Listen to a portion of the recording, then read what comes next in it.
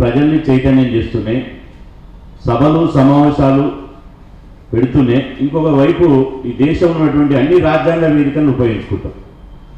ఒకటి ఇదే వేదిక, రాజ్యాంగ పరిరక్షణ వేదిక త్వరలోనే రాష్ట్రపతిని కలవబోతున్నాం.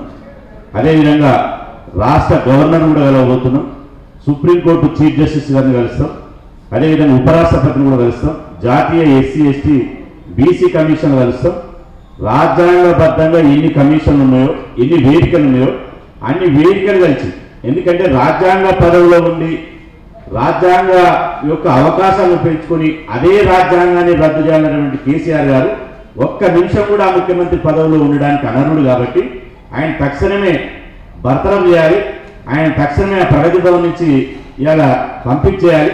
కాబట్టి ఈ రాజ్యాంగాన్ని అపవాసం చేసేటువంటి ఈ కార్యక్రమాల మీద మేము ఖచ్చితంగా రాష్ట్రపతిని, ఉపరాష్ట్రపతిని, సుప్రీంకోర్టు చీఫ్ జస్టిస్ని, గవర్నర్ని అందరినీ కలవబోతున్నామని చెప్పి ఈ సందర్భంగా తెలియజేస్తూ, అది అందరినీ ఆశ్చర్యపరిచి, రాజ్యాంగం అంటే దానికి ఒక చారిత్రక పరిణామ క్రమం ఉంది. అది స్వాతంత్రోద్యమ కాలంలో వచ్చిన ఆకాంక్షలని రూపొందిస్తూ ఆ రోజు రాజ్యాంగం రాయబడింది.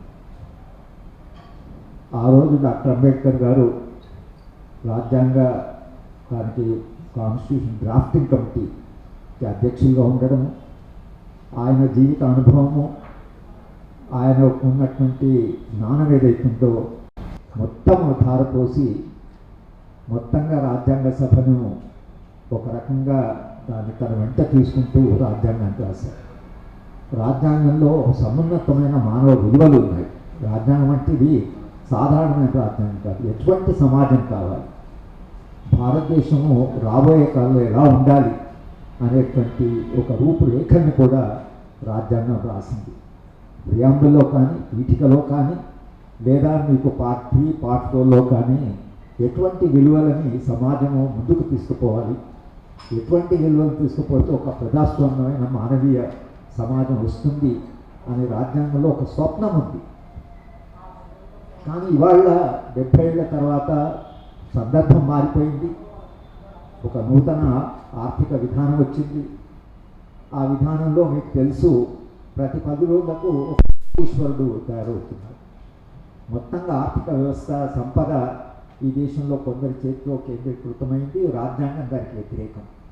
రాజ్యాంగం సంపద అందరికీ అందుబాటులో ఉండాలి, సంపద సామాజిక ప్రయోజనానికి అడ్డంకు కాకూడదు అని రాజ్యాంగంలో రాసింది. సంపద పంచాలి అని రాసింది. సమానత్వ భావన, సామాజిక న్యాయం, తర్వాత అలాగే అట్టడుగున ఉండే ప్రజలకు అధికారాలు, తర్వాత అబాలిషన్ ఆఫ్ అన్టచబిలిటీ మొత్తంగా పోవాలని, ఒక కొత్త మానవుడు, కొత్త సమాజం, ఒక ఉన్నతమైన విలువల ఆధారంగా సమాజ నిర్మాణం కావాలని ఉంటే ఇవాళ అదే రాజ్యాంగం ద్వారా అధికారంలోకి వచ్చింది. కేంద్ర ప్రభుత్వం కావచ్చు, రాష్ట్ర ప్రభుత్వం కావచ్చు. ఈ రాజ్యాంగం అయితే అది మనకు హక్కులు ఇచ్చిందో హక్కుల ద్వారానే తెలంగాణ కొరకు పోరాటం చేశాం. ఆచరిక వ్యవస్థనో లేకపోతే దేశంలో నేతృత్వం ఉంటే తెలంగాణ ఉద్యమమే సాధ్యమయ్యేది కాదు. ఆ రాజ్యాంగం ద్వారానే వీళ్ళు అధికారంలోకి వచ్చారు. కానీ ఏ రాజ్యాంగం ద్వారా తమ అధికారంలోకి వచ్చారో ఆ రాజ్యాంగాన్ని తిరస్కరిస్తూ మరి ఎటువంటి రాజ్యాంగం కావాలంటే ముఖ్యమంత్రి గారు క్లారిఫికేషన్ ఇచ్చారు. దళితులు 19% అయ్యారు, మహిళలకు న్యాయం జరగాలి, సమాఖ్యలు, ఇవన్నీ ఇప్పుడున్న రాజ్యాంగం ప్రకారం చేయవచ్చు. రాజ్యాంగం మార్చాల్సిన అవసరం లేదు. దళితులకి ఈ రిజర్వేషన్ పెంచాలంటే ఎగ్జిక్యూటివ్ ఆర్డర్ ద్వారా పెంచవచ్చు. దానికి పెద్ద అమెండ్మెంట్ అవసరం లేదు. కనుక బాబాసాహెబ్ అంబేద్కర్ కొత్త సమాజ నిర్మాణం జరుగుతుంది కాబట్టి రాజ్యాంగంలో ఫ్లెక్సిబిలిటీ ఉండాలి అని పెట్టారు. కనుక రాజ్యాంగాన్ని మనము అమెండ్ చేయొచ్చు. ఇదే రాజ్యాంగాన్ని చాలా అమెండ్మెంట్స్ చేశారు. కానీ రాజ్యాంగాన్ని తిరిగి రాయడం అంటే నియంతృత్వం కావాలా, లేకపోతే రాచరిక పరిపాలన కావాలా, మధ్యయుగాలు ఉన్నటువంటి లేదా మరో పరిపాలన కావాలి, ఏం కావాలని అంటున్నారు. మీరు చెప్పే ఏవైతే మార్పులు ఉన్నాయో ఆ మార్పులు ఈ రాజ్యాంగం ద్వారానే చేయొచ్చు. కనుక మిత్రులారా, ఈ వేదిక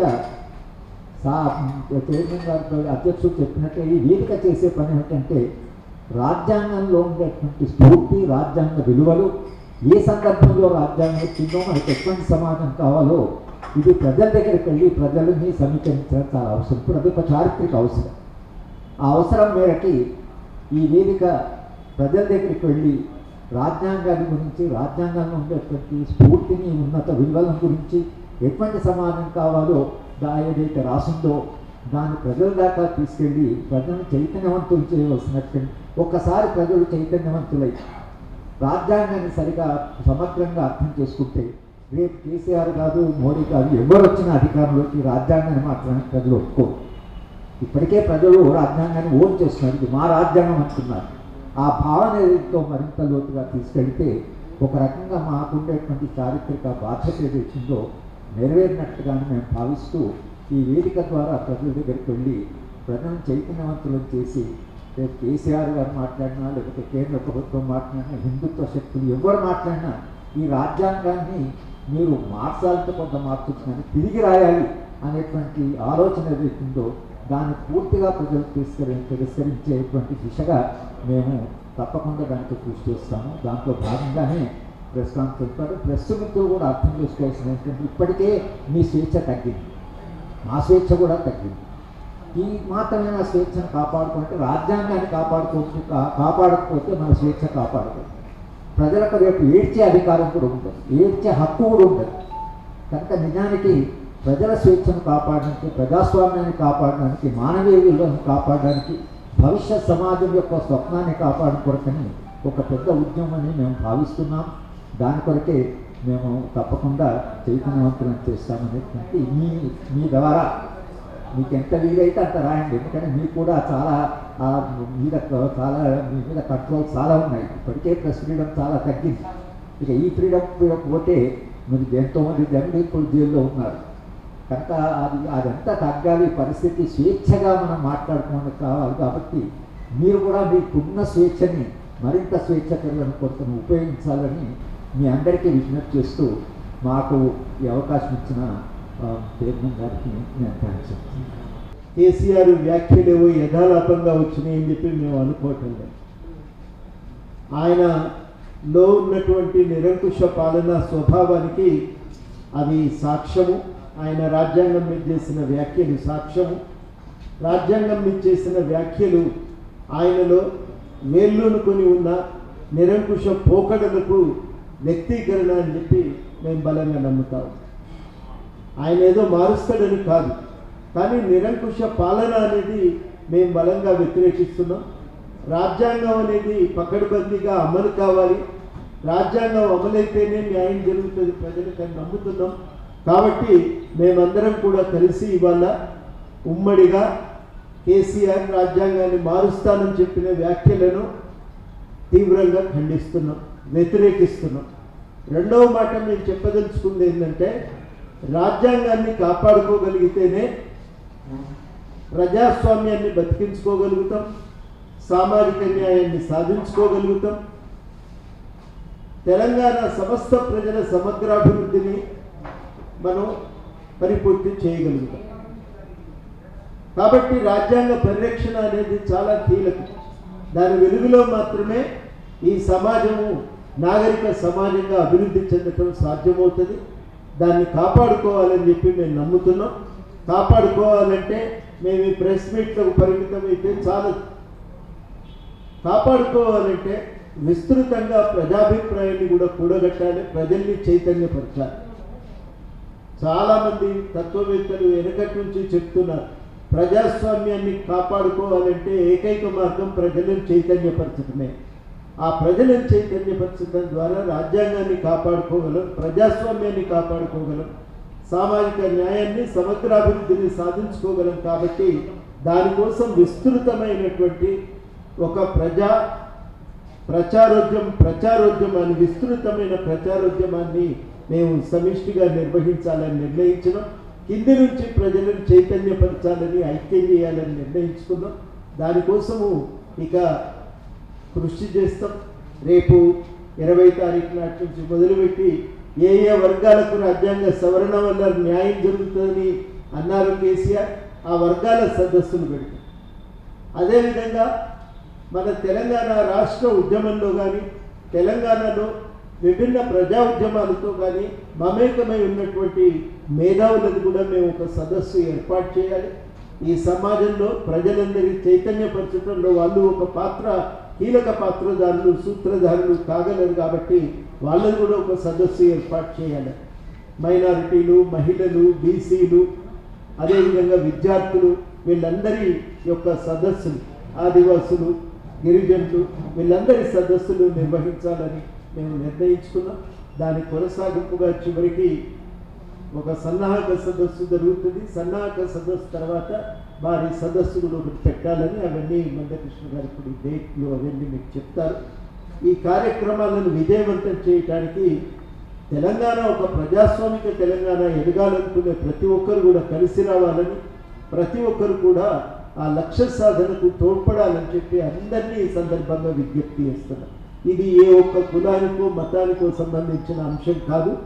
ఒక ప్రజాస్వామిక దేశంగా, ప్రజాస్వామిక రాష్ట్రంగా మనం బతకాలని కోరుకునే ప్రతి ఒక్కరూ కూడా దీంట్లో భాగం కావాలని, అంబేద్కర్ ఒక ప్రజాస్వామిక స్ఫూర్తితో, ప్రజాస్వామిక విలువల పునాదిగా ఈ దేశ నిర్మాణం జరగాలని ఆలోచనతో, ఆశయంతో రాసిన ఈ రాజ్యాంగాన్ని బతికించుకోవటానికి కలిసి రావాలని, ఈ నిరంకుశ పాలనను రూపుమాపటానికి తోడ్పడాలని చెప్పి అందరికీ ఈ సందర్భంగా విజ్ఞప్తి చేస్తున్నాం. హైదరాబాద్లోనే కాదు, అన్ని జిల్లాలకు వస్తాం, అన్ని చోట్ల సదస్సులు పెడతాం, అందరం ఐక్యమవుదాం. తెలంగాణలో ఈ నిరంకుశ పాలనను అంతమొందిద్దాం. వాళ్ళ ప్రయోజనాలే తప్ప మన జీవితాలు పట్టిన ఈ పాలకులను నిలదీద్దామని చెప్పి ఈ సందర్భంగా అన్ని వర్గాల ప్రజలను కూడా మేము ఈ సందర్భంగా కోరుతున్నాం. అందరం కలుద్దామని మరొకసారి విజ్ఞప్తి చేస్తూ మీకు సెలవు. రాజ్యాంగ పరిరక్షణ కోసం ఏర్పాటైన ఈ వేదిక ప్రధానంగా రాజ్యాంగం అవసరం, రాజ్యాంగానికి వచ్చిన ప్రమాదం ఏంటి, రాజ్యాంగాన్ని రక్షించుకోవడానికి బడుగు బలహీన వర్గాలే కాదు, మేధావులు, విద్యార్థులు, అడ్వకేట్లు, మహిళలు, ఇంకా విభిన్న రకాల యొక్క సమూహాలను సమీకరించే ఒక ప్రయత్నం. రెండవది, కేవలం కేసీఆర్ అన్న మాట కాదు, జాతీయ స్థాయిలో కూడా దీని మీద ఒక చర్చ జరుగుతుంది. కాబట్టి ఎక్కడ సమస్య వచ్చిందో అక్కడి నుంచే మొదలు పెట్టాలనే ఉద్దేశంతో ఇది గల్లీ నుంచి ఢిల్లీ వరకు చేయబోతున్న కార్యక్రమం కేవలం కేసీఆర్ని ఉద్దేశించి మాత్రమే కాదనేది గుర్తుపెట్టుకోవాల్సిన అవసరం ఉంది. సరే, ఈ క్షేత్రంలో తను అన్నాడు కాబట్టి ఒకటేంటంటే, 80,000 పుస్తకాల్లో రాజ్యాంగం లేదని తేలిపోయింది. ఎందుకంటే వారే అమలుపరచాల్సిన ఎస్సీ ఎస్టీ రిజర్వేషన్లు పెంచకపోవడమే తనకు అవగాహన లేదని తేలిపోయినాక ఈరోజు నిన్నటి చర్చలో వచ్చిన అంశాలు ఏంటంటే, ఒకటి బడుగులకు సంబంధించి, అంటే బీసీలకు సంబంధించి చట్టసభల్లో రిజర్వేషన్లకు సంబంధించిన చర్చ కూడా చాలా ప్రముఖంగా జరిగింది. దాన్ని జాగరూకం చేస్తూ దాని మీద కూడా పోరాటాన్ని కొనసాగిస్తూ మహిళా రిజర్వేషన్లకు సంబంధించిన అంశంలో కూడా మహిళా చైతన్యాన్ని నింపాలనే ఆలోచనతో ఉన్నాం. ఈ వేదిక ఒక లూజ్ స్ట్రక్చర్ అయినప్పటికీ కూడా ఒక కాంక్రీట్ ఐడియాలజీతో పనిచేస్తున్న పరిస్థితి. అంటే ఇప్పటికీ సభ్య సంఘాలు 18 నుంచి 20 ఉన్నప్పటికీ కూడా, అంటే పార్టీలు ఉన్నాయి, ప్రజా సంఘాలు ఉన్నాయి, కుల సంఘాలు ఉన్నాయి. రాజ్యాంగం ప్రజాస్వామ్యం కోరుకునే ప్రతి ఒక్కరిని కూడా ఈ వేదికకు ఆహ్వానిస్తున్నాం. మొదటగా మొదలు పెట్టినప్పటికి కూడా దీన్ని చివరికంట ప్రజల వరకు చేరేంత వరకు ఈ కార్యాచరణ తీసుకుంటాం.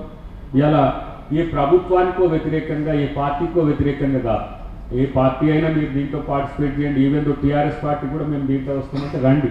కానీ మీ ముఖ్యమంత్రి గారు, మీ అధ్యక్షుడిని కూడా అడగండి ఎందుకు రాజ్యాంగం మార్చాలనే ఉద్దేశం. కాబట్టి టెక్నికల్ అంశాలు చాలా మాట్లాడుతున్నాం, కానీ ఇప్పుడు ప్రజల వద్దకు పోవడమే ప్రధానమైన అంశం.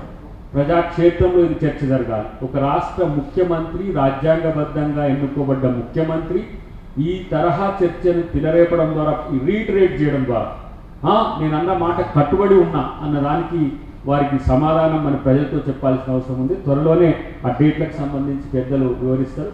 ప్రతి ఒక్క సామాజిక కార్యకర్త, ప్రతి ఒక్క ప్రజాస్వామిక కార్యకర్త, రాజకీయాలు చేసే ప్రతి ఒక్కరు కూడా దీని మీద ఆలోచించాలి. ఈ ఉద్యమంలో భాగస్వాములు కావాలని చెప్పి సేవ్ డెమోక్రసీ, సేవ్ కాన్స్టిట్యూషన్ పేరు మీద జరుగుతున్న దీనికి మీరందరూ కూడా సహకరించాలని విజ్ఞప్తి. Thank you very much.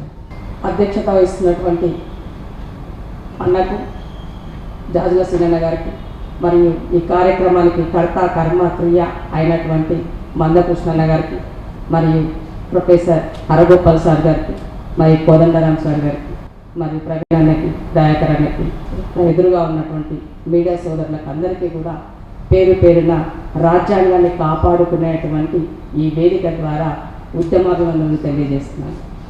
ముఖ్యంగా కేసీఆర్ గారు చెప్పినటువంటి రాజ్యాంగంలో స్వేచ్ఛ లేని, హక్కులు లేని రాజ్యాంగాన్ని రాసుకోవాలని, దొరల రాజ్యాంగాన్ని, కల్వకుంట్ల రాజ్యాంగాన్ని ఇంప్లిమెంట్ చేయాలన్నటువంటి ఒక మైండ్ గేమ్తో ప్రజలని అదిరించి బెదిరించి ఏ విధంగా అనేది చేయాలన్నటువంటి ఒక కుట్ర కోణంతో చేసినటువంటి దీనికి ప్రజల వద్దకి వెళ్ళి సమస్త వర్గాల సమగ్ర అభివృద్ధి కోసం, దాన్ని సాధించుట కోసం నిన్న మేధోమథనం ద్వారా వచ్చినటువంటి ఈ కార్యక్రమాన్ని మీడియా ముందు పెడుతూ, ముఖ్యంగా ముఖ్యమంత్రి గారు చెప్పినటువంటిది మహిళలకు సంబంధించినటువంటి మాట్లాడినటువంటి అంశంలో ఆల్రెడీ బాబాసాహెబ్ అంబేద్కర్ రాసినటువంటి రాజ్యాంగంలో మహిళలకి సమానత్వం ఇవ్వమని, స్వేచ్ఛ ఇవ్వమని, ఓటు హక్కు తీసివేయకుండా వాళ్ళని కాపాడమని,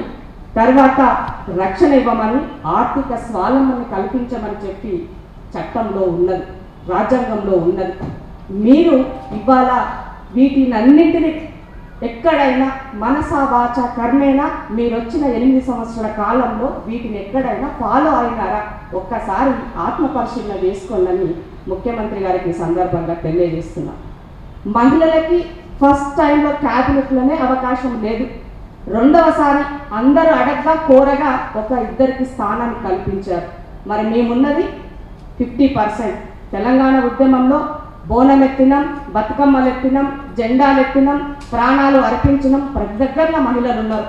కానీ వచ్చిన తర్వాత మాకెక్కడా కూడా అవకాశాలు ఇవ్వలేదన్నది ముమ్మాటికి వాస్తవం. ఇది సిగ్గుచేటు, తల దించుకోవాలి. మహిళలైనటువంటి క్యాబినెట్ నడిపినందుకు నీవు తల దించుకొని ఉండాల్సినటువంటి పరిస్థితి. 1వ పాయింట్ స్వేచ్ఛ.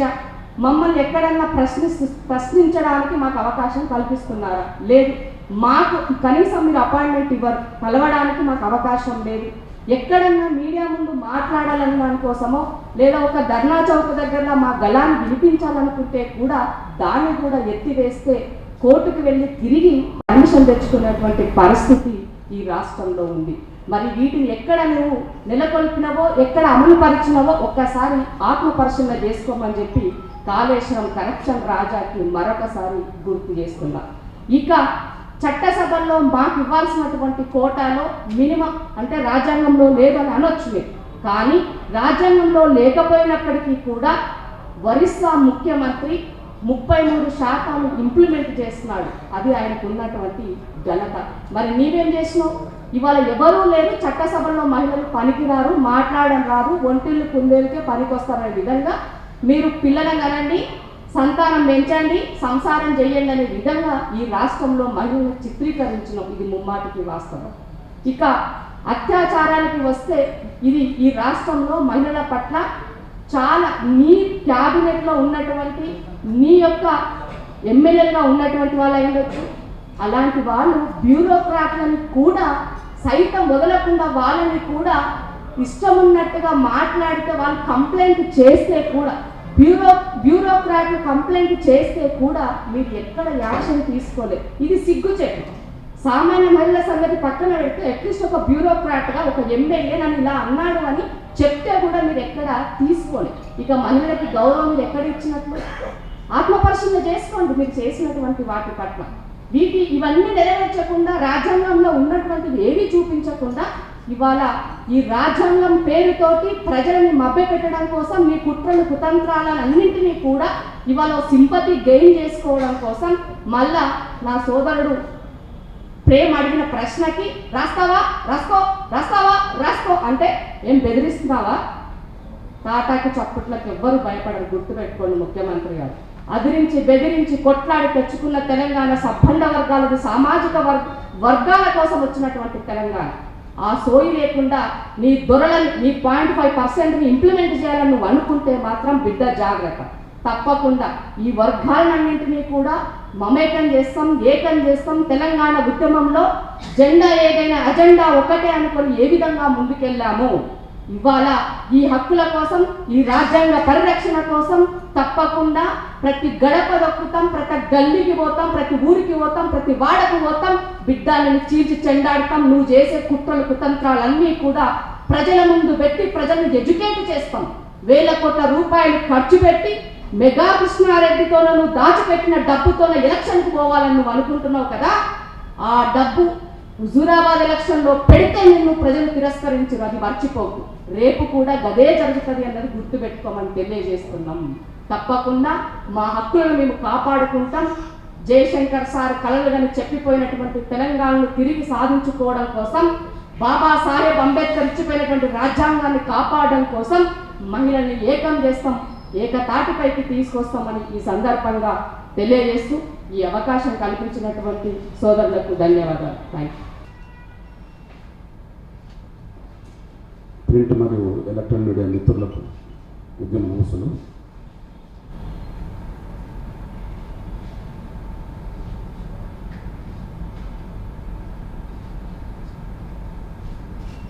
దయచేసి ఒక విజ్ఞప్తి మాత్రమే, ఎలక్ట్రానిక్ మీడియా కాదు, ప్రింట్ మీడియా. కేసీఆర్ గారు 2.5 గంటలు ప్రెస్ మీట్ పెట్టినప్పుడు ఆయన మాటలు అబద్ధాలైనా అవి నిజాలుగా రాసే ప్రయత్నాలు కొన్ని పత్రికలు చేస్తుంది. అహంకారంతో విలేకరుల సోదరులను బెదిరిస్తున్నా కనీసం ఇట్లాంటి బెదిరింపులు సరైనది కాదని చెప్పి ఎక్కడ కూడా ప్రెస్ మరియు ఎలక్ట్రానిక్ మీడియా నడిపే యాజమాన్యం నుంచి కనీసం నిరసన వ్యక్తం కావట్లేదు. ఇది బాధాకరం. మేము నిజాలు సత్యాలు ఆధారాలతో చెప్తున్నాం. కొంత ఎలక్ట్రానిక్ మీడియాలో కొంత ముందుకు సాగుతుంది, కానీ ఆ నిజాలు సత్యాలు ప్రింట్ మీడియాలో కొంత మాట్లాడిన దాంట్లో 5% కూడా రావట్లేదు. ఈ విషయాన్ని ప్రజలు గమనిస్తున్నారు. కొద్దిగా ప్రింట్ మీడియా ప్రజలు సత్యాలను సమాజం దృష్టికి తీసుకొచ్చే బాధ్యత తీసుకుంటారని చెప్పి అబద్ధాలను నిజాలుగా ప్రచారం చేసే ప్రయత్నం జరుగుతున్న సమయంలో నిజాలను సమాజంలోకి వెళ్లకుండా అడ్డుకునే ప్రయత్నం, ఇది కూడా ప్రజాస్వామ్యానికి విరుద్ధం. దయచేసి ఈ విషయాన్ని పెద్దలు గ్రహిస్తారని ఆశిస్తున్నాను. నేను స్టార్ట్ చేస్తున్నా ప్లీజ్.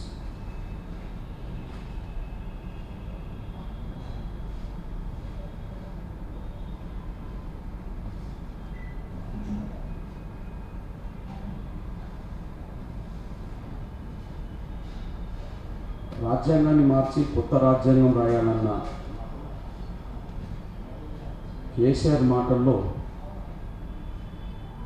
2 విషయాలు స్పష్టంగా మాకు అర్థమైంది. ఒకటి, రాజ్యాంగ పితామహుడుగా ఈ ప్రపంచ ప్రజలు గుర్తిస్తున్న గౌరవిస్తున్న అంబేద్కర్ పేరును కనుమరుగు చేయడానికి. 2, ఈ రాష్ట్రంలో ప్రజాస్వామ్యాన్ని, ఈ దేశంలో ప్రజాస్వామ్యాన్ని, సామాజిక న్యాయాన్ని హరించడానికి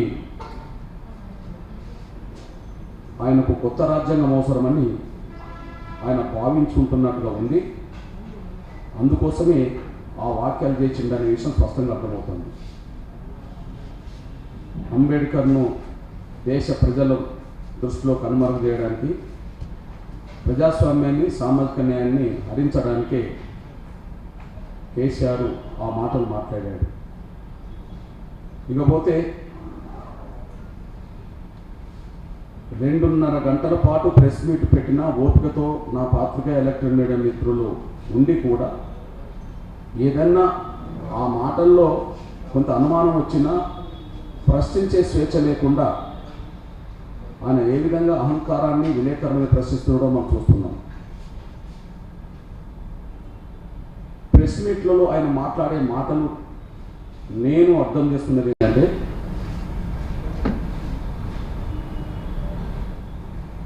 ఆయనలో అవగాహన రాహిత్యం ఎంత ఉందో ఆయన ప్రెస్ మీట్ల ద్వారా రుజువు అవుతుంది. ఆయనలో అహంకారం ఎంత ఉందో ప్రెస్ మిత్రులను బెదిరించడంలో రుజువు అవుతుంది. ఆయన ప్రెస్ మీట్లలో నేను 2 చూస్తున్నా, అవగాహన రాహిత్యం చూస్తున్నా, ఆయన అహంకారాన్ని చూస్తున్నా. ముందుగా ఆయన అహంకారానికి పరాకాష్ట, ప్రజాస్వామ్యాన్ని బతికించడానికి 4వ స్తంభంగా ఉండబడే ప్రెస్ను ఏదైనా ఒక సమస్య విషయంలో సమాచారాన్ని తెలుసుకోవడం కోసం ప్రశ్నిస్తే ఎలా అవమానిస్తున్నాడో, ఎలా బెదిరిస్తున్నాడో, చివరికి వారి మీద ఎలాంటి అక్రమ కేసులు పెట్టి నిర్బంధం పెడుతున్నాడో, ఎలా 3rd డిగ్రీని ప్రయోగిస్తున్నాడో, ఎలా జైల్లో పెడుతున్నాడో అది సాక్ష్యం. దురదృష్టవశాత్తు ప్రెస్ మీట్లో కూడా ప్రెస్ మిత్రులను గట్టిగా బెదిరిస్తున్నప్పుడు కూడా మీరు ఇలా బెదిరిస్తే భవిష్యత్తులో మీ ప్రెస్ మీట్లను బహిష్కరించాల్సి వస్తుందనే మాట ఏ జర్నలిస్ట్ యూనియన్ నుంచి కూడా రాకపోవడం అనేది చాలా బాధాకరం. ఏ జర్నలిస్ట్ యూనియన్ నుంచి కూడా రాకపోవడం చాలా బాధాకరం. ఇకపోతే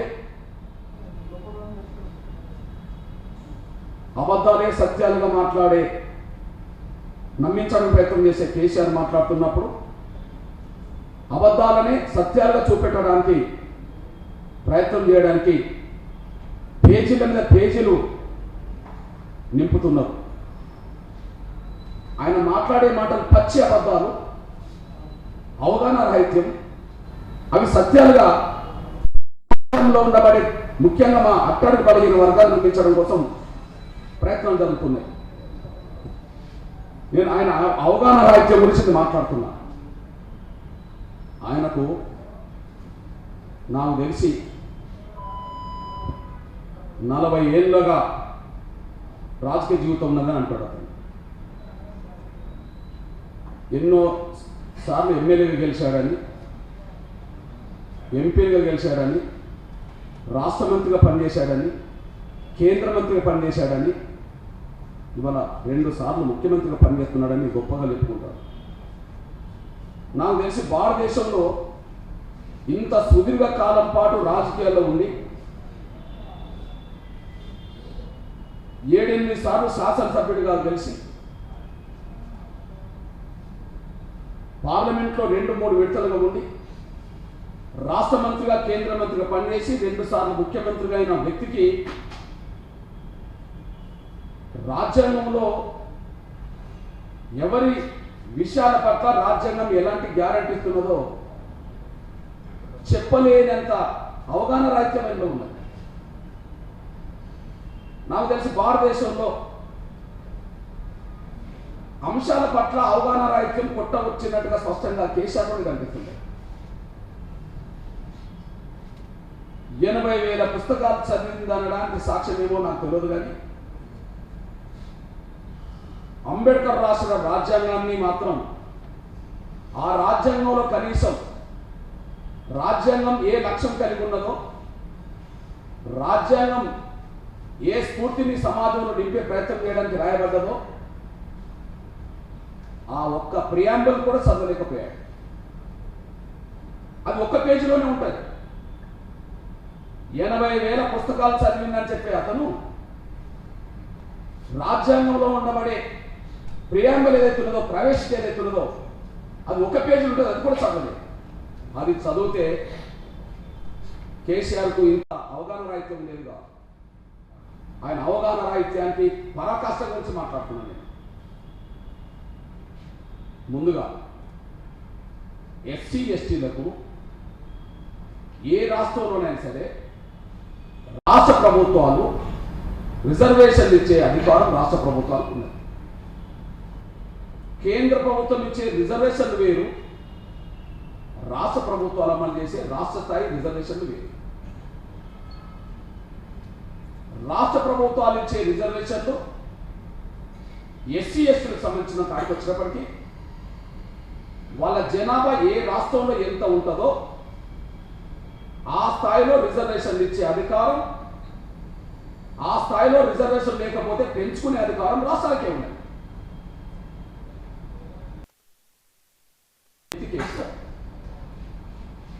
కనీసం ఇది సోయిలేని వ్యక్తి కేసీఆర్ అని సాక్ష్యం చెప్తూ ఈ దేశంలో ఎస్సీల జనాభా 19% ఉంటే 19% రిజర్వేషన్ కోసం కొత్త రాజ్యాంగం గురించి మాట్లాడుతున్నారు.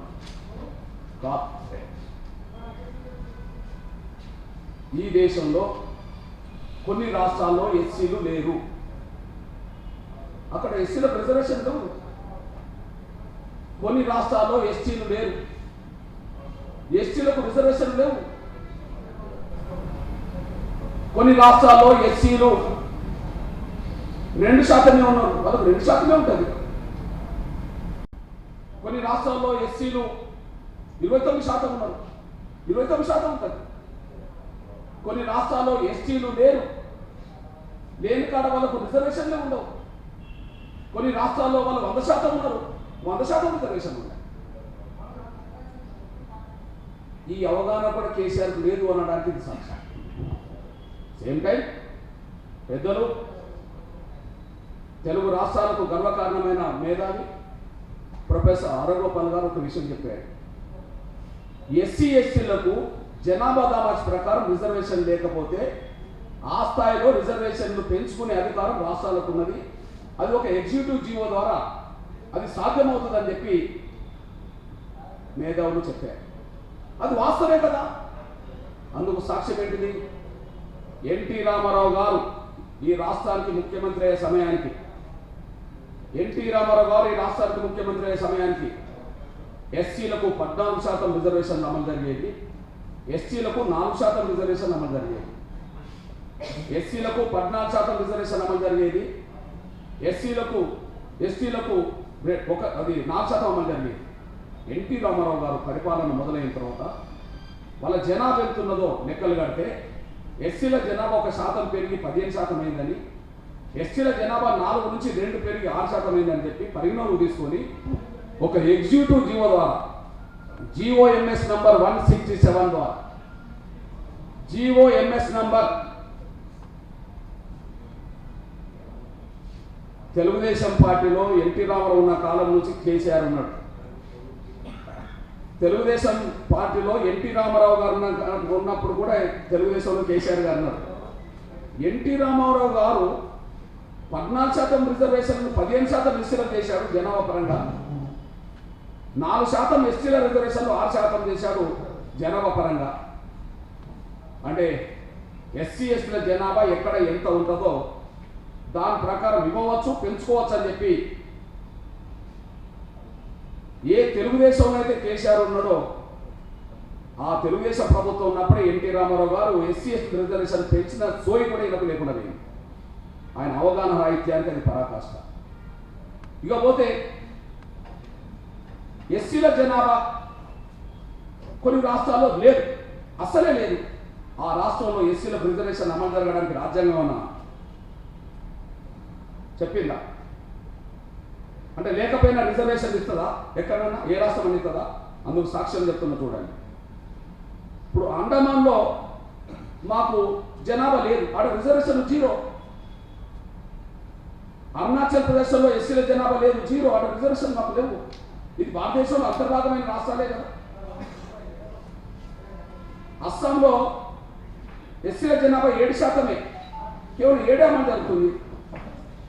బీహార్లో 15 అమలు జరుగుతున్నది. చండీగఢ్లో మేము లేము, 0.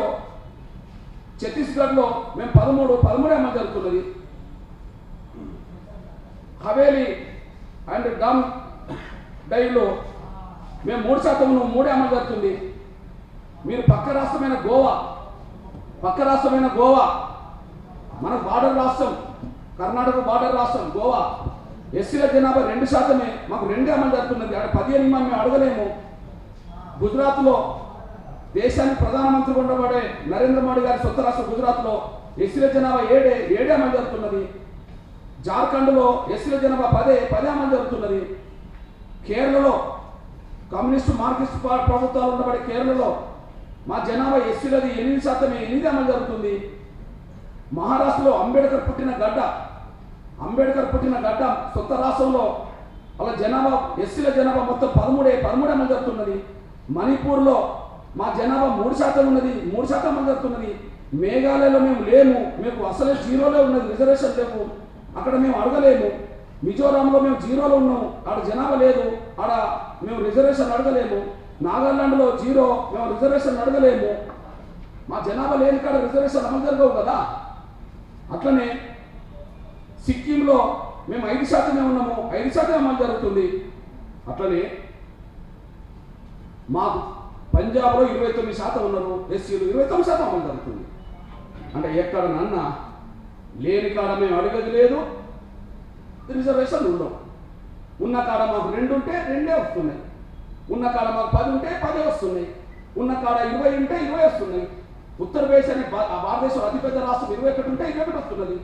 పంజాబ్లో, హిమాచల్ ప్రదేశ్లో మేము 25 ఉంటే 25 వస్తున్నది.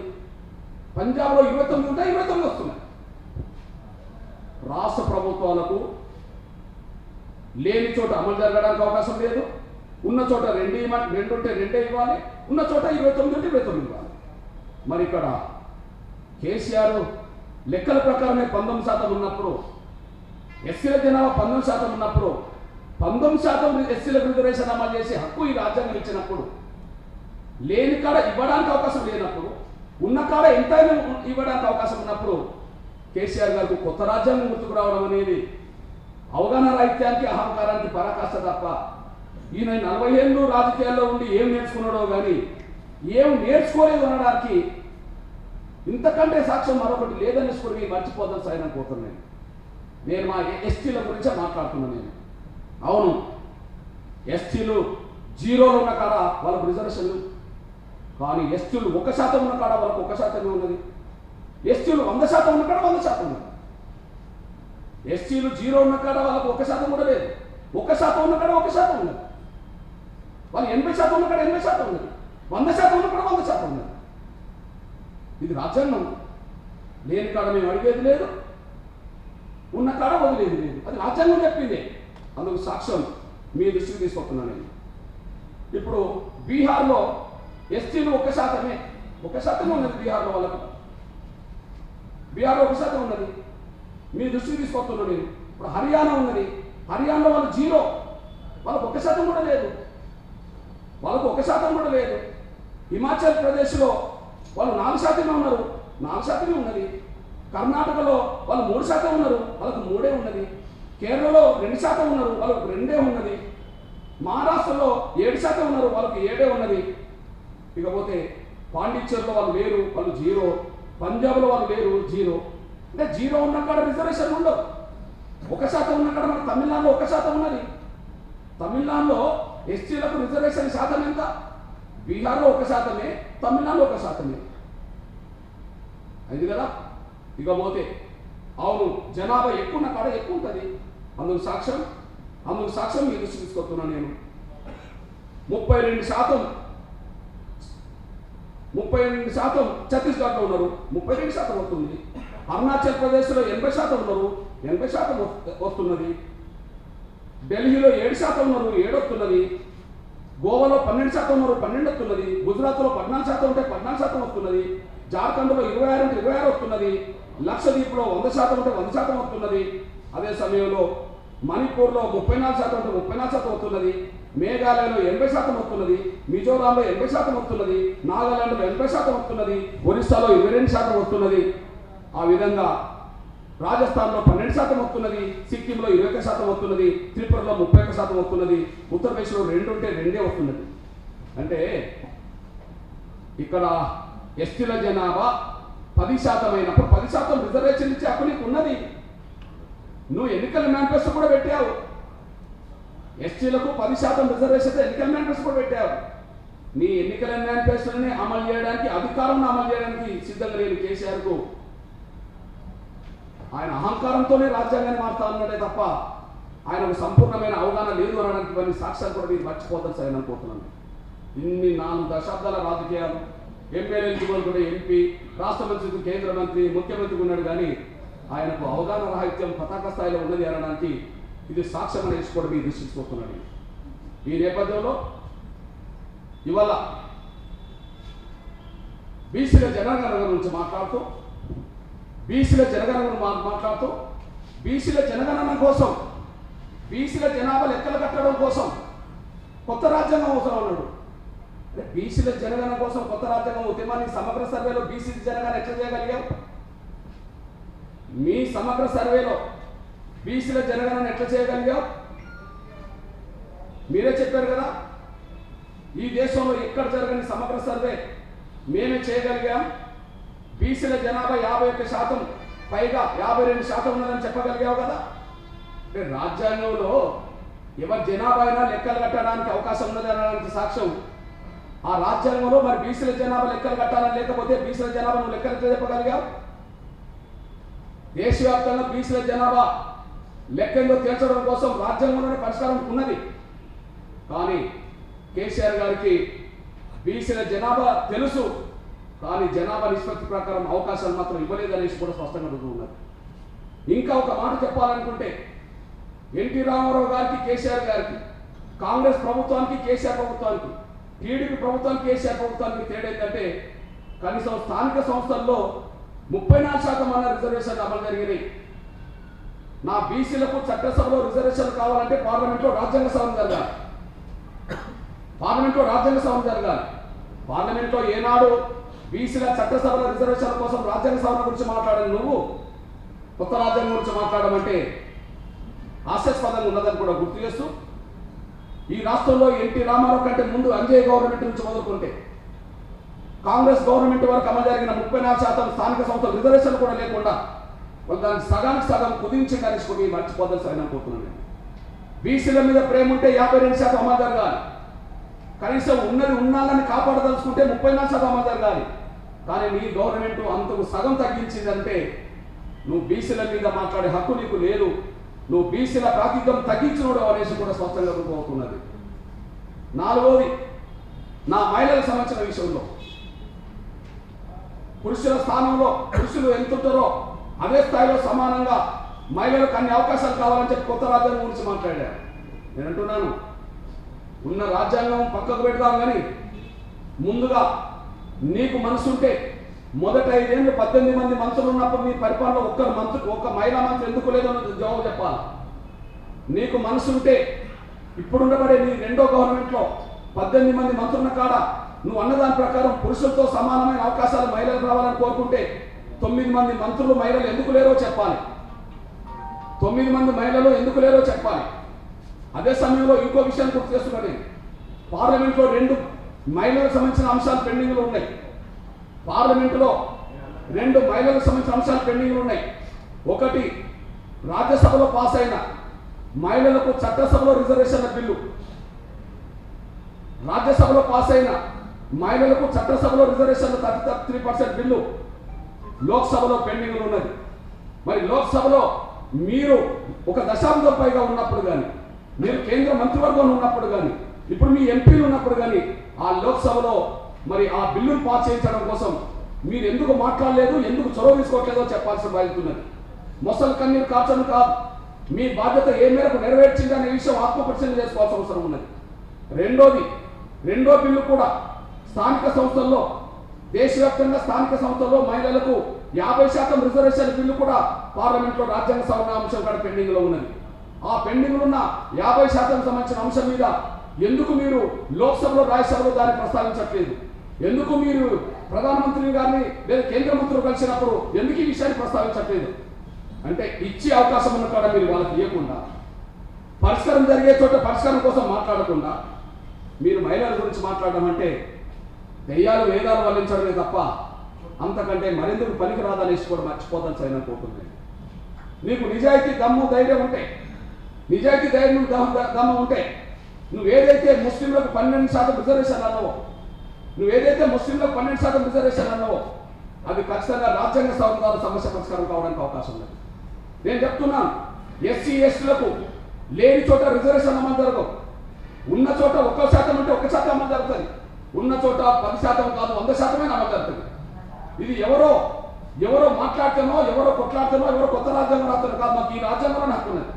కానీ నా బీసీలకు, టోటల్గా ఈ దేశ మహిళలకు, మైనార్టీలకు చట్టసభ నుంచి మొదలుకుంటే అన్ని రంగాల్లో న్యాయబద్ధమైన వాటా రావాలంటే ఈ రాజ్యాంగమే పరిష్కారం చూపెట్టింది. ఈ రాజ్యాంగ సవరణ ద్వారే పరిష్కారం వస్తుంది. ఆ రాజ్యాంగ సవరణ జరగడానికి నువ్వు ఏమాత్రం ప్రయత్నం చేయకుండా, ఆ రాజ్యాంగ సవరణ కోసం ఏమాత్రం నీ పార్టీ నువ్వు ప్రయత్నం చేయకుండా, ఇతర మద్దతు కూడా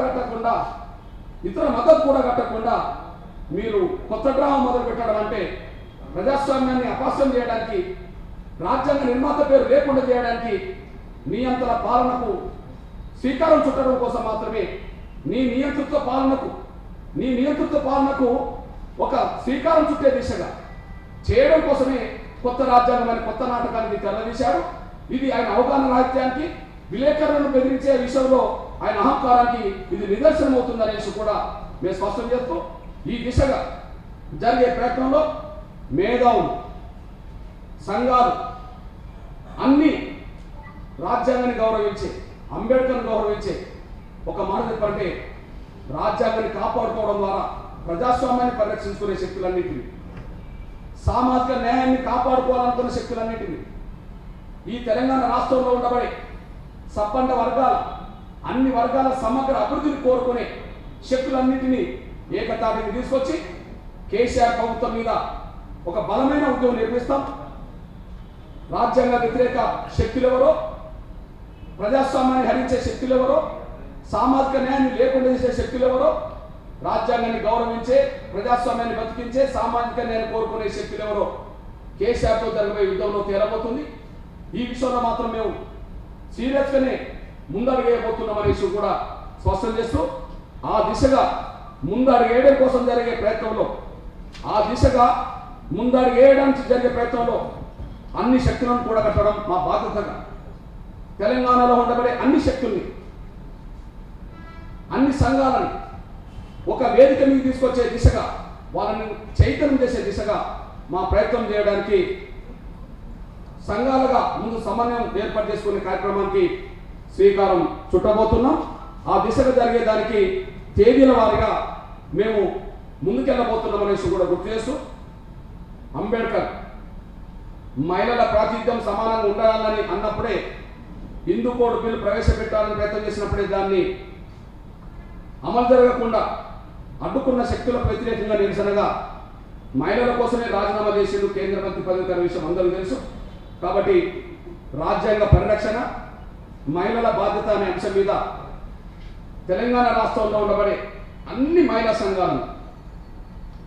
సంఘాలు రాజకీయ పార్టీల రూపంగా ఉన్న, మహిళా సంఘాలు కుల సంఘాల రూపంగా ఉన్న, ప్రజా సంఘాల రూపంగా ఉన్న, విప్లవోద్యమ సంఘాల రూపంగా ఉన్న అందరినీ కూడగట్టి 20 తారీఖు నాడు రౌండ్ టేబుల్ సమావేశాన్ని జరపబోతున్నాం.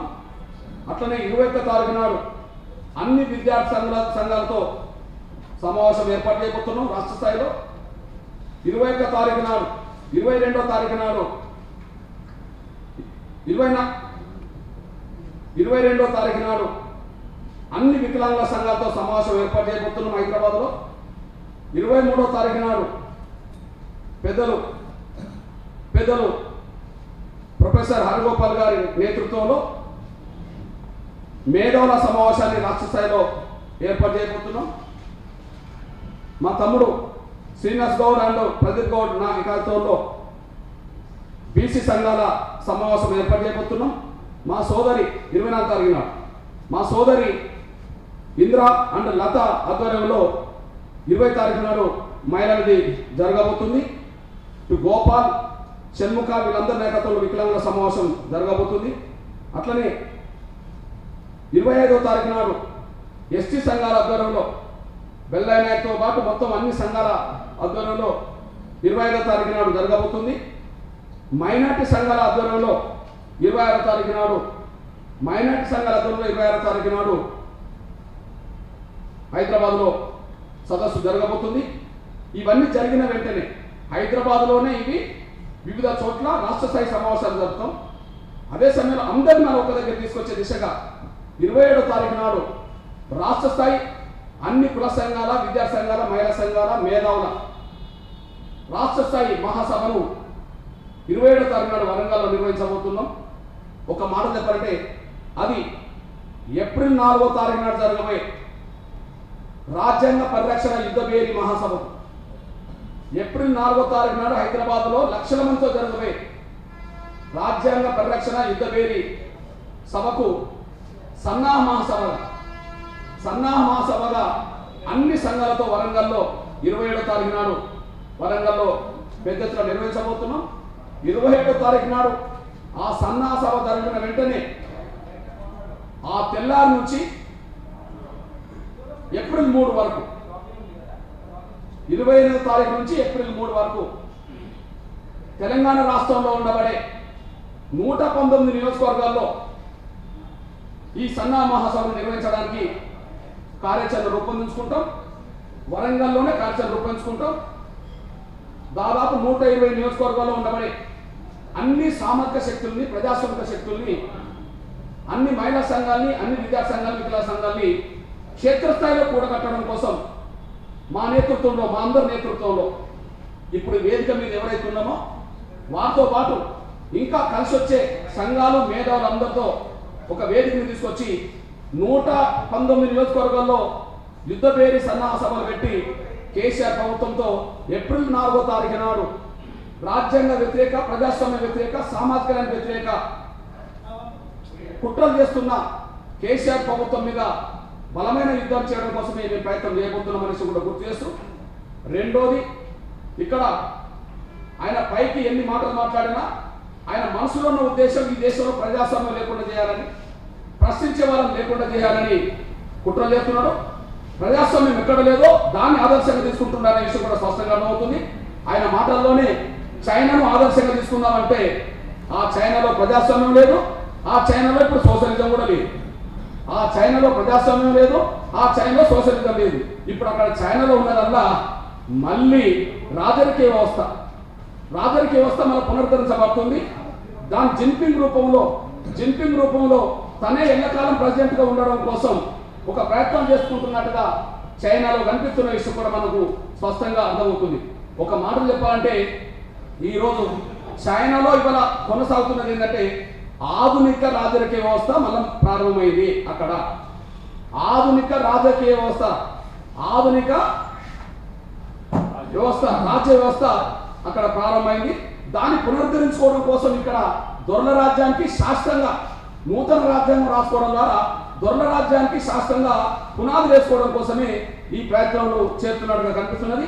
నిజంగా చైనా ఇవాళ భారతదేశాన్ని అస్తవ్యస్తం చేయడానికి ఈరోజు మనకు నేను అనుకుంటున్నా పక్కన ఉండబడే పాకిస్తాన్తో పోల్చుకుంటే చైనా వల్లనే భారత సమగ్రతకు, భారత సామ్యభావత్వానికి, భారతదేశంలో ప్రజాస్వామ్యానికి విఘాతం కలగబోతున్న విషయం స్పష్టంగా అర్థమవుతుంది.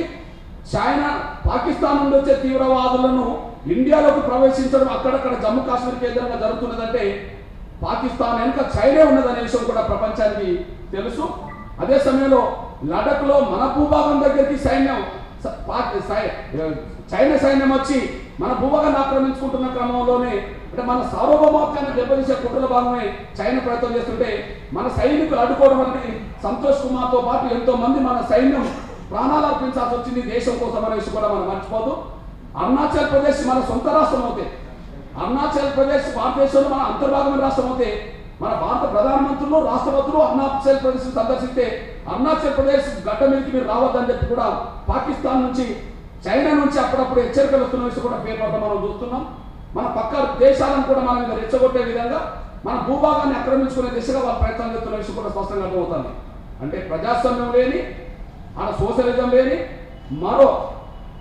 మరో వ్యవస్థ తీసుకొచ్చే, మరో నూతన రాజకీయ వ్యవస్థను తీసుకొచ్చే చైనా నీకు ఆదర్శం అంటున్నామంటేనే ఇక్కడ దొంగ రాజ్యాన్ని శాస్త్రంగా పునరుద్ధరించుకోవడం కోసం జరుగుతున్న ప్రయత్నమే ఇక్కడ కనిపిస్తున్నట్టుగా అర్థమవుతుంది.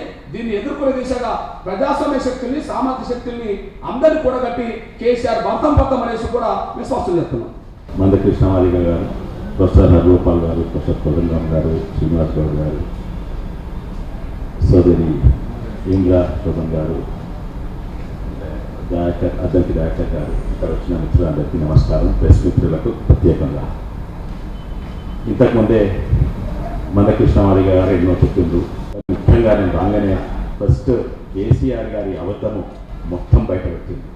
ఆయన రాజ్యాంగం ఎందుకు మార్చుతారంటే రాజ్యాంగం మార్చి ఎస్సీలకు రిజర్వేషన్స్ పెంచుతాను, మళ్ళా ఎస్సీలు యాడికి వచ్చిందా, ఏమైనా ఆపద వస్తే ఎస్సీ వేయాల్సి వస్తారు, యాడికి వస్తారు, ఇవన్నీ కూడా. కానీ ముఖ్యంగా మనం చూస్తే రాజ్యాంగంలో మొట్టమొదటి అంశం. వీ ద పీపుల్, మనం ప్రజాస్వామ్యం అంటే దానికి వ్యతిరేకం కేసీఆర్. ఎందుకంటే ప్రజల పాలన కాదు, మా కుటుంబ పాలన ఉండాలి. నెక్స్ట్ రైట్ టు లిబర్టీ, ఇవన్నీ కూడా అంటే మళ్ళా రాజ్యాంగము అంబేద్కర్ గారు వ్యతిరేకిస్తుంది. ఏంటంటే ఫ్రీడమ్ ఆఫ్ స్పీచ్ ఉండాలంటే యూట్యూబ్ ఛానల్ అందరినీ అరెస్ట్ చేసింది. కానీ ఇప్పుడు ప్రత్యేకంగా అంత ఎగిరెగిరి పడుతుండు రాజ్యాంగం మీద అంటే ఆయనకు ఎన్నో దిక్కుల నుంచి రాజ్యాంగం అడ్డుకుంటున్నది. ముఖ్యంగా ఇప్పుడు ఫెడరలిజం అనేది తనకు చాలా, ఇండియన్ కాన్సెప్ట్ ఆఫ్ ఫెడరలిజం తనకు చాలా తన ఆశయాలకు అడ్డుపడుతుంది. నేనే పాలించాలి, నా కుటుంబమే పాలించాలి, ఇష్టం ఉన్నట్టు పాలిస్తాను, నన్ను అడిగేటోడు ఎవరు ఉండొద్దు అని. అడిగేటోళ్ళు తప్పకుండా బాధ్యతారహితంగా ప్రవర్తించకుంటే, అందుకే అంబేద్కర్ గారు ఈ ఫెడరలిజం చాలా ఇంపార్టెంట్ అని ఎన్నో అంశాలు పెట్టింది. కానీ ఇప్పుడు ప్రత్యేకంగా చూస్తుంటే తను ఎటు అయినా, ఎటు దిక్కు అయినా అడ్డుకున్నది అంబేద్కర్ గారే అనిపిస్తుంది. ఎందుకంటే ఇంతకుముందు చెప్పినట్టు డెమోక్రసీకి అడ్డుకుంటున్నారు, ఇంతకుముందు చెప్పినట్టు రైట్ టు లిబర్టీ, అది కూడా ఫండమెంటల్ రైట్స్, అది కూడా అడ్డొస్తున్నది, అంబేద్కర్ గారు అడ్డొస్తున్నారు. ఇప్పుడు ఫెడరలిజంలో కూడా, ఫెడరలిజం అనేది చాలా ఇంపార్టెంట్, ముఖ్యంగా మన సృష్టి దేశానికి చాలా ఇంపార్టెంట్. ఆయన అంటాడు ఏంటంటే ఓన్లీ డిఫెన్స్, ఇంకా ఏదో ఫారిన్ రిలేషన్ సెంటర్ చూసుకొని తక్కినవన్నీ నాకేదో వదిలిపెట్టాలి. అట్లయితే దేశము, మన రాష్ట్రము నాశనం అయిపోతుంది, దేశ ఐక్యత సమగ్రత మొత్తానికి పోతుంది. మన రాజ్యాంగం ఎన్నో విధానం గొప్పది, అమెరికన్ రాజ్యాంగం కంటే చాలా చాలా గొప్పది. అయితే ముఖ్యంగా ఇప్పుడు ఏమైందంటే 4 లక్షల కోట్లు తీసుకున్నారు. 4 లక్షల కోట్లు తీసుకొని ఇంకా అప్పుల పాలు చేయాలంటే రాజ్యాంగము అంబేద్కర్ గారు అడ్డొస్తుంది. అంబేద్కర్ గారు ఫైనాన్స్ కమిషన్ సృష్టించింది. దాని ప్రకారంగానే సెంట్రల్ నిధులు ఇక్కడికి రావాలి. దాని ప్రకారంగానే ఎవరు వచ్చినా, బీజేపీ వచ్చినా, కాంగ్రెస్ వచ్చినా, మోడీ వచ్చినా, ఎవరు వచ్చినా దాన్నే ఫాలో అవుతున్నారు. ఇప్పుడు కూడా దాన్నే ఫాలో అవుతుంది. మనకు వచ్చేది మనకు వస్తున్నాయి, కొంచెం వెనుకనో ముంగట్టు వస్తుంది. అయితే దానికి అడ్డుపడుతుంది. ఇంకా ఎక్కువ లోన్ తీసుకోవాలంటే ఫైనాన్స్ కమిషన్ అడ్డుపడుతుంది, ఎఫ్ఆర్బిఎం అడ్డుపడుతుంది. దాన్ని ఇంకా అంబేద్కర్ గారే ఉన్నారు, అక్కడ కూడా అంబేద్కర్ గారే అడ్డుపడుతున్నారు కేసీఆర్ గారికి. తర్వాత ఆర్బీఐ అడ్డుపడుతుంది. తర్వాత ఇప్పుడు కాళేశ్వరం పవర్ బిల్ కట్టగలుగుతలేడు. బొగ్గు కొన్నట్టు సింగరేణి కాలనీ నుంచి ఆ 10,000 కోట్లు అక్కడ ఇచ్చేది ఉంది, అది ఇయ్యలేకపోతుండు. మళ్ళా ఎన్టీపీసీకు కరెంట్ బిల్ కట్టేది ఉంది, అది కట్టలేకపోతుండు. పవర్ రిఫార్మ్స్ అంబేద్కర్ గారు చెప్పింది ఏంటంటే అగ్వాల అందరికీ పవర్ రావాలంటే పవర్ సెంట్రలైజ్ కంట్రోల్ ఉండాలి అని అంబేద్కర్ గారు పవర్ రిఫార్మ్స్ చెప్పింది. ఇప్పుడు అక్కడ కూడా మన కరెంట్ బిల్ కట్టలేకపోతుంది, ఇంకా అప్పుల పాలు చేయాలన్నా ఇవన్నీ చేయదలుచుకుంటే అక్కడ కూడా అంబేద్కర్ గారు. ఎటు చూసినా కూడా కేసీఆర్ చూస్తే ఎటు చూసినా అంబేద్కర్ గారే అడ్డుపడుతుండ్రు. నేను అనుకుంటా కేసీఆర్కి ఒక్క దుష్మను ఉన్నట్టే ఇది బాబాసాహెబ్ అంబేద్కర్ గారు. అంతకంటే ఎక్కువ నేను చెప్పదలుచుకోలేదు. చాలా లోతైన సబ్జెక్ట్ ఇది. మందకృష్ణ గారు, ప్రొఫెసర్ హరిగోపాల్ గారు, వాళ్ళందరూ చాలా లోతుగా మాట్లాడింది దీని గురించి. మరోసారి తప్పనిసరిగా ఈ అన్ని ప్రోగ్రాంలలో మనం అందరం పాల్గొవాలి. ఎవరైతే నిజంగానే రాజ్యాంగము, మన భారతదేశము, మన తెలంగాణ మీద ప్రేమ ఉన్నోళ్ళు తప్పనిసరిగా ఈ కార్యక్రమాల్లో పాల్గొవాలని నా విజ్ఞప్తి. నేను కూడా తప్పక పాల్గొంటాను. థ్యాంక్ యూ అన్న. పాల్గొన్నటువంటి గౌరవ పెద్దలందరికీ, అదేవిధంగా మా ఆహ్వానాన్ని మన్నించి మీ విలువైన సమయాన్ని కేటాయించినటువంటి గౌరవ పాత్రికేయ సోదరులు, ప్రింట్ అండ్ ఎలక్ట్రానిక్ మీడియా మిత్రులందరికీ పేరున హృదయపూర్వక నమస్కారం తెలియజేసుకుంటూ ఈ మీడియా సమావేశాన్ని ముగిస్తున్నాం. ధన్యవాదాలు.